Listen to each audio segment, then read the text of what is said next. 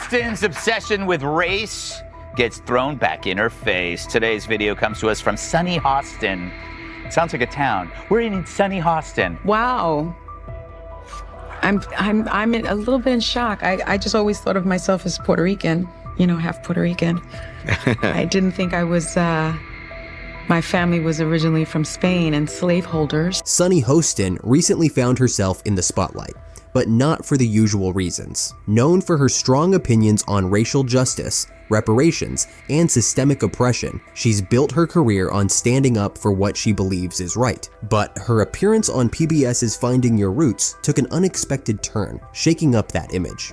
In a surprising twist, Sunny learned that her ancestors weren't victims of oppression, they were actually slave owners. That's right, a vocal advocate for reparations discovered that her own family had directly benefited from the very system she has long condemned. Her reaction? A mix of shock, hesitation, and an awkward attempt to brush it off as just part of history. Greg Gutfeld didn't let this slide. With his signature sharp humor, he pointed out what he saw as clear hypocrisy. His take struck a nerve, igniting discussions everywhere. Should this revelation change how people view Sunny's activism? And when someone speaks about accountability, does their own personal history matter? Let's take a closer look at this explosive moment. Sunny Hostin, a well-known co-host on The View, has built her reputation on being outspoken about racial justice and identity politics. But now, people are questioning whether her message still holds the same weight in light of this discovery. It was on PBS's Finding Your Roots, a show dedicated to researching celebrity ancestry.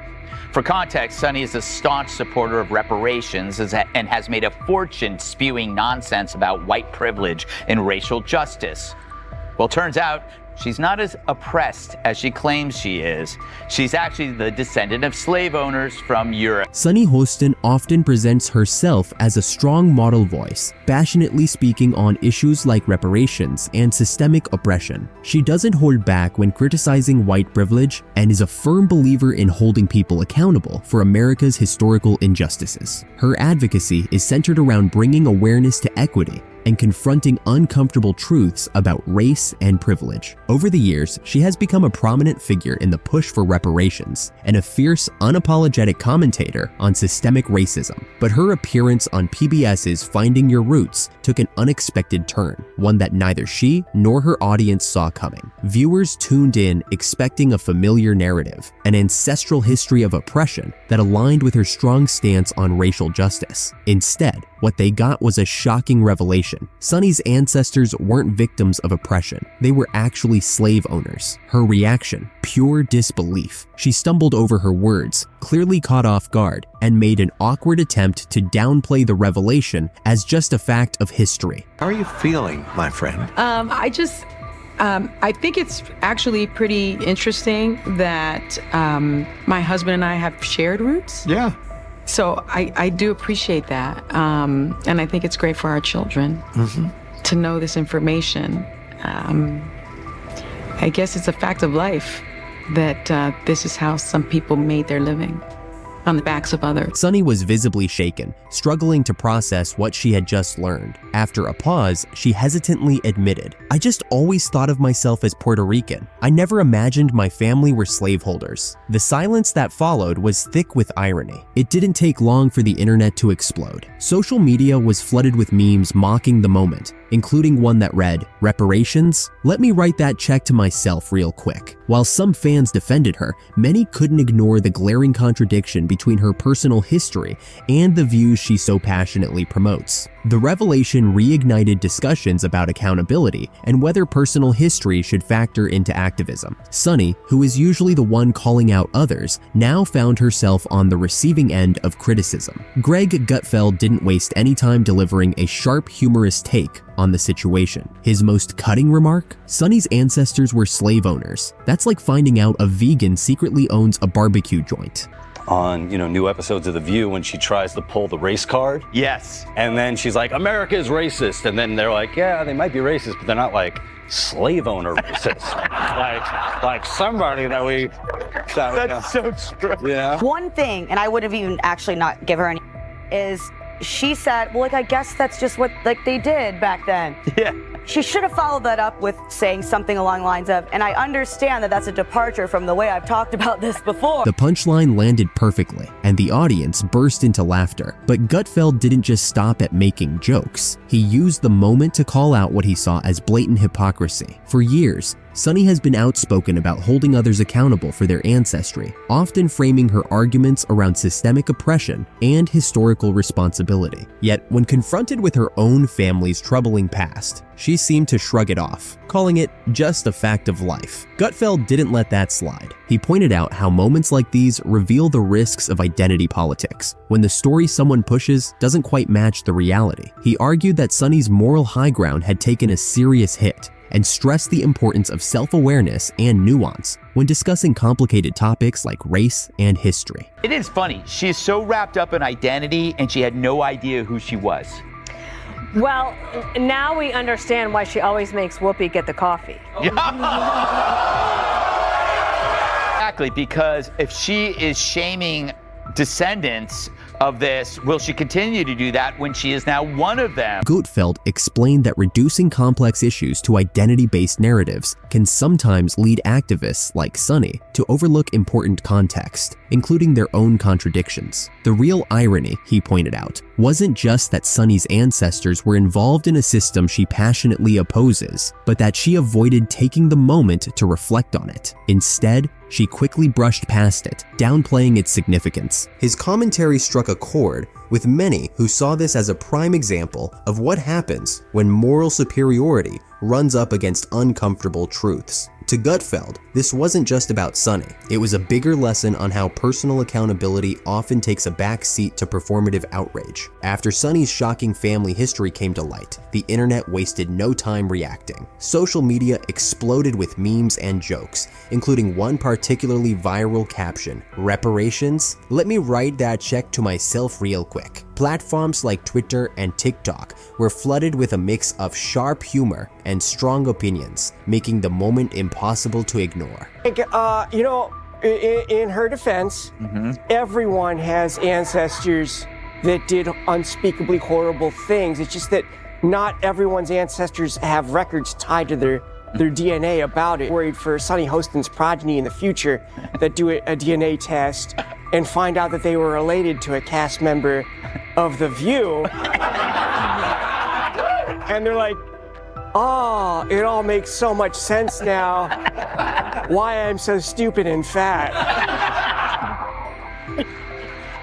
Some people defended Sunny, saying she shouldn't be blamed for what her ancestors did, but many others couldn't ignore the obvious contradiction. Sunny, who has built her platform on holding others accountable for their history, seemed to brush off her own with nothing more than a casual shrug, calling it just a fact of life. This sparked a heated debate. Should public figures like Sunny be held to the same moral standards they demand from others? Critics argued that her response lacked the reflection and growth expected from someone so outspoken about accountability. The irony of the situation made sure the backlash didn't fade quickly, keeping the conversation going for weeks. The fallout from Sunny's revelation didn't just stir up controversy, it also made things awkward on The View. When the bombshell dropped about her ancestors being slave owners, the usual lively energy at the table disappeared into an uncomfortable silence. Even Whoopi Goldberg, known for her quick comebacks, hesitated, seemingly unsure how to handle such an ironic twist. Meanwhile, over on Greg Gutfeld's panel, the reaction was the complete opposite. His co-hosts didn't hold back, throwing in sharp but playful jabs. One even joked that Sunny might have to start shaming herself for her family's past. The panel's laughter drove home their criticism of what they saw as her double standards, further exposing the cracks in her moral high ground. Rosie O'Donnell also weighed in, offering a more thoughtful perspective on the situation.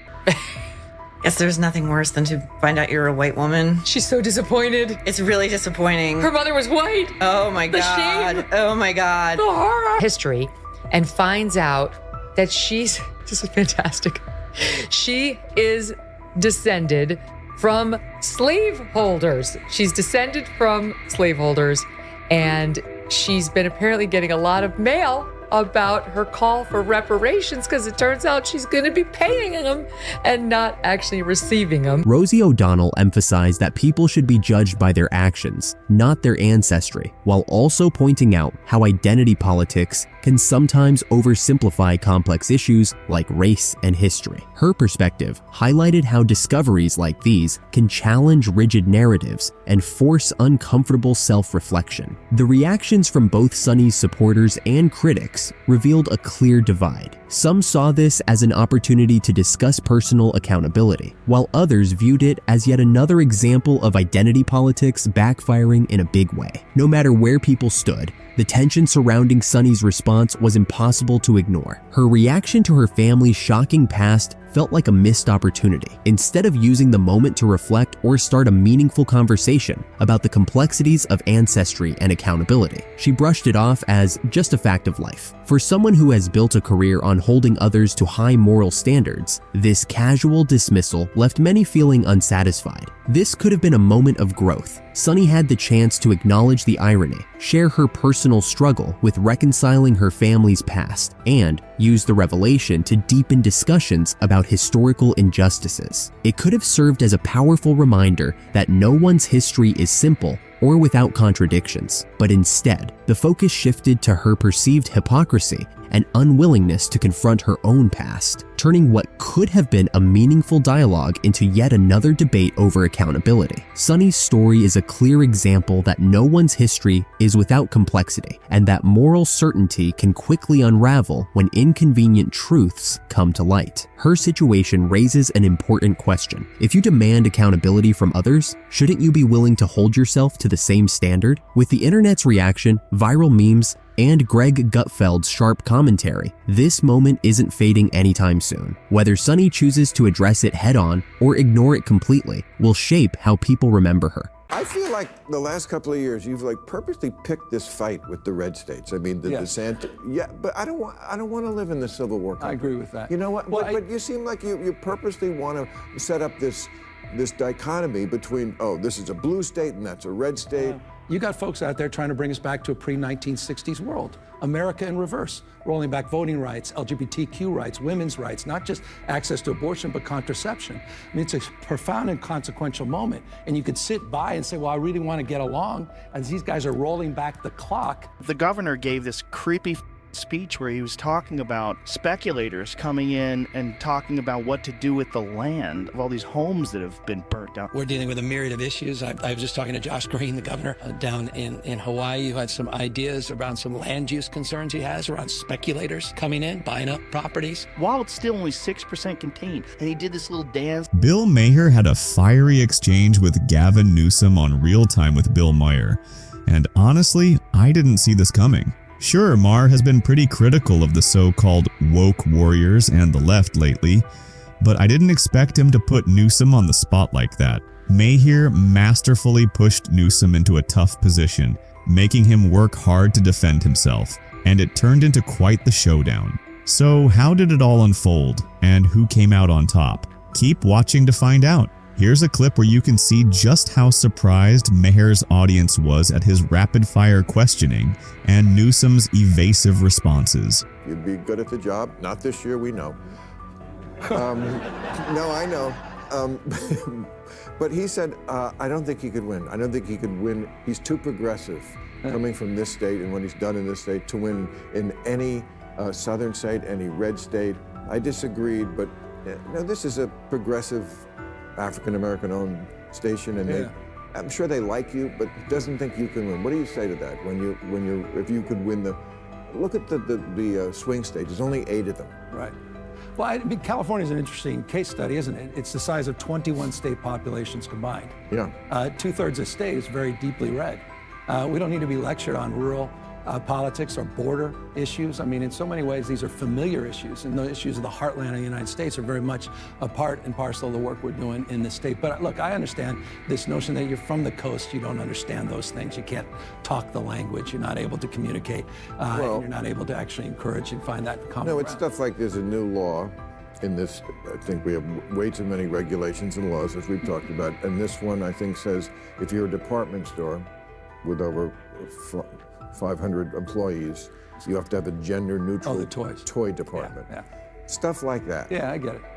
So you think that's silly? You think that's a silly thing? Then that we too much government there. If you listen closely, you'll hear the audience gasp at this question because, honestly, no one expected Maher to put Newsom on the spot over that bizarre state legislation. You can even see the shock on Gavin's face, along with a slight stutter as he scrambles for a response. Maher had him completely trapped, almost like a cat toying with a jittery mouse. Except this particular mouse had a hair gel sponsorship and fewer ways to escape. But like any seasoned politician, Newsom spotted his way out and didn't hesitate. Let's take a listen to his response, and then I'll share my thoughts. That's an interesting one because the department stores came to us supporting that. And they were the ones making a case for that.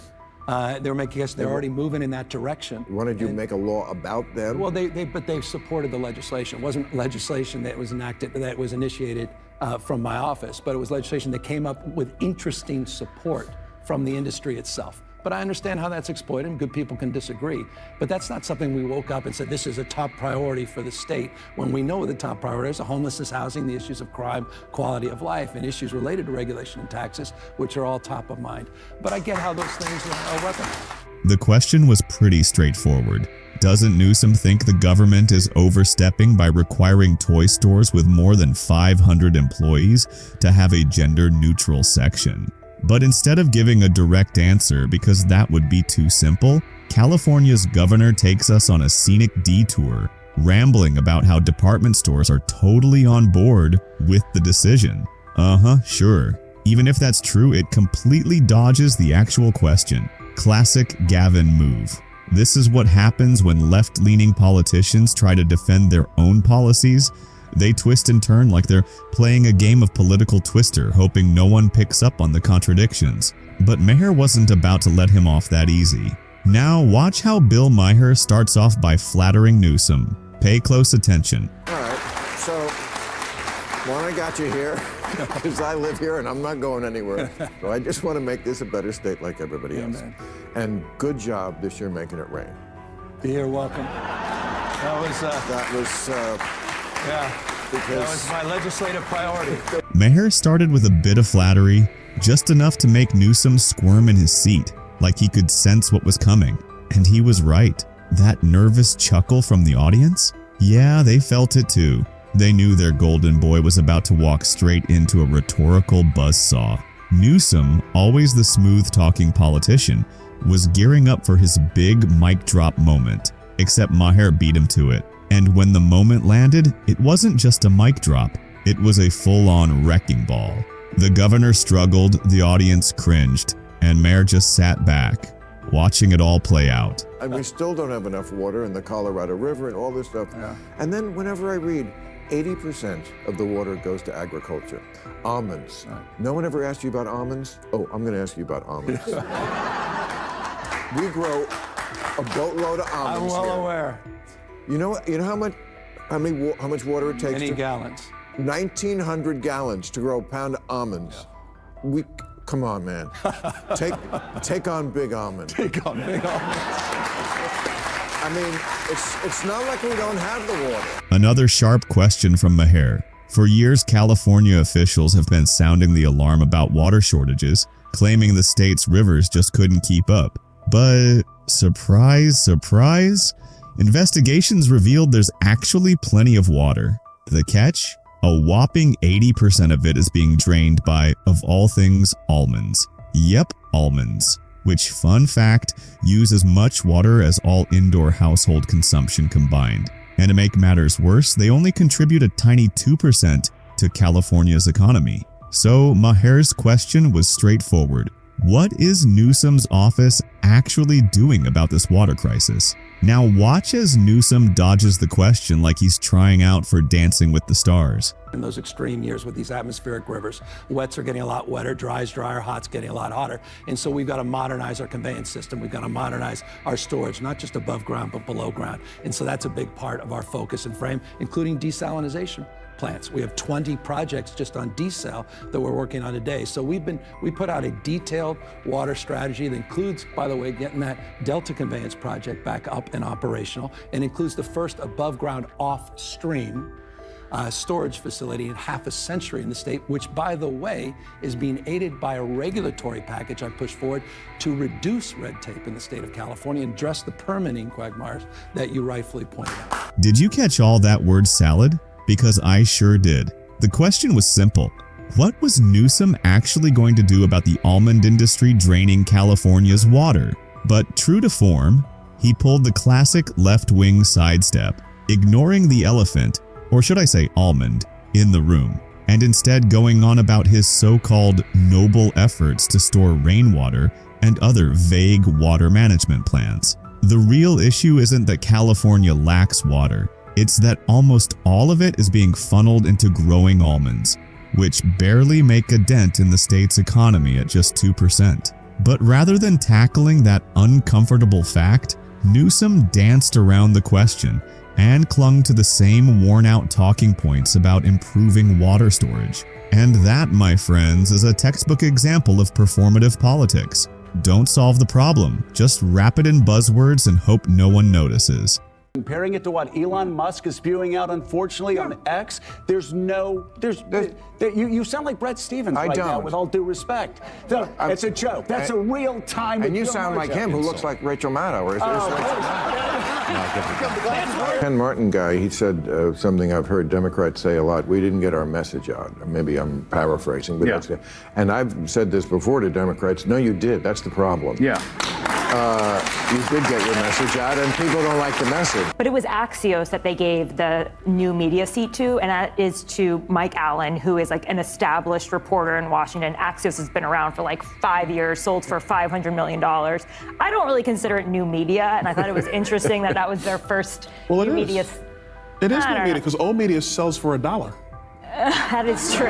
The push for woke ideology is in full swing, but one person isn't afraid to hit the brakes and call out the nonsense. Bill Maher, the liberal comedian known for holding his own side accountable, just took apart an MSNBC host who jumped on the anti-Trump bandwagon. So what exactly did the host say that set this off, and how did Maher's sharp response leave them stunned? Here's everything you need to know. Ken Martin? Yep. I was not aware of who he was before. I did not think it got off to a great start, because I think they need to completely reroute themselves, and I don't think they did it. What do you think? Let's take a moment to really focus on the question and how Chris Hayes responds. The question was simple. Maher wanted to know how the Democrats plan to regroup after their election losses to Donald Trump. Now, pay attention to Hayes' answer. I think there's sort of two different imperatives that are in a little bit of tension with each other. So one, I think there's an imperative right now for the party to stand up against the most destructive things that Musk and Trump are doing. And I think they're doing some genuinely destructive things. I mean, there's people walking around the world right now with like devices inside their bodies from clinical trials sponsored by USAID that they can't get out. The guards that were guarding ISIS prisoners in Syria were paid on USAID salaries that got cut off. There's a 25-year-old mucking around the code base of the Treasury system. So there's things they have to do to try to oppose. But it's also the case that like all of the reflection that happened after losing that election and trying to figure about how do you win back people you lost was real and true. And I guess my feeling is you gotta fight, you gotta try different things, and you have to be authentic. You can't like reverse engineer any of this off a blueprint.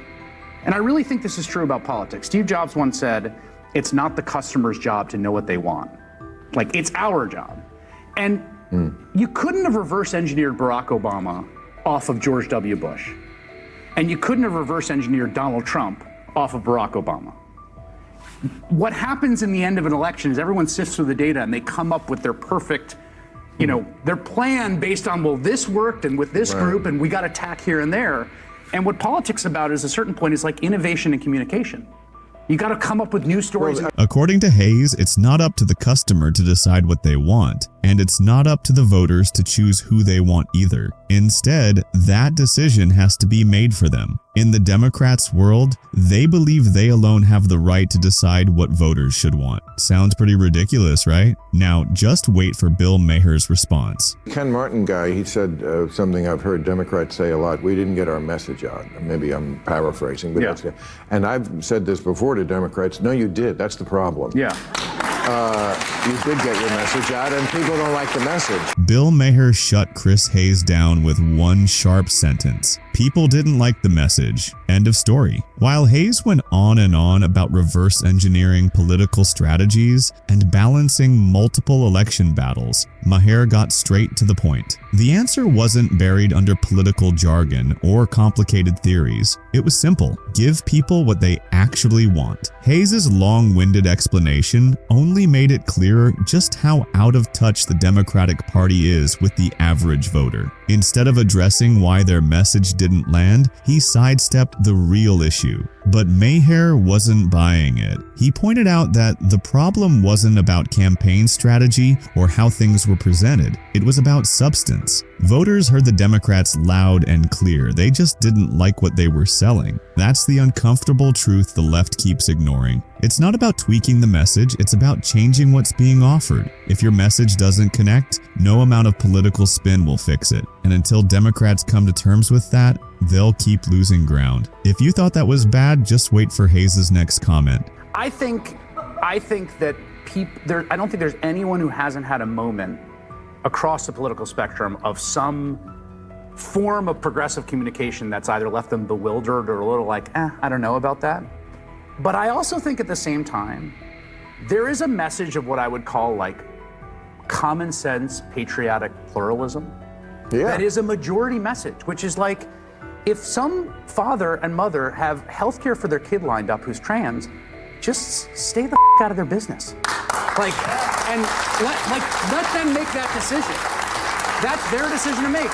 And you don't have to make that for your family. You have to appreciate how the left's woke crowd loves to blur the lines. Here, Chris Hayes claims that if parents have arranged gender-affirming care for their kids, they should be free to move forward with the transition, and that no one else should have a say in it. But that's not the real debate, and it's certainly not what the left has been pushing. Bill Maher doesn't hesitate to step in and set the record straight. Well, I mean, but the argument is whether the child should make the decision.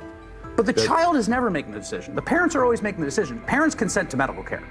Well, here in California, you're allowed to hide it from the parents if the kid is. Yes. Thank you, one person who knows that. But I mean, somebody knows that.